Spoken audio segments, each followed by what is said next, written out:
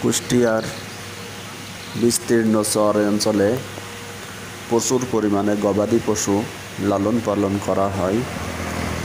পর্যাপ্ত চারণভূমি থাকায় এখানে প্রত্যেকটা পরিবারেরই ন্যূনতম 2-3টি গরু থাকে।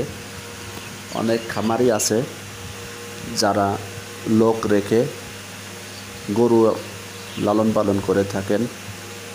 এসব খামারিরা একটা খামারে সর্বনিম্ন হলেও 100 থেকে 150 গরু লালন পালন করে।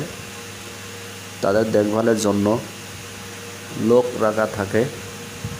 এসব লোককে আমাদের অঞ্চলে রাখাল বলে থাকে।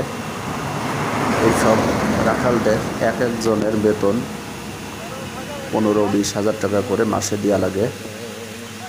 এত কিছুর পরে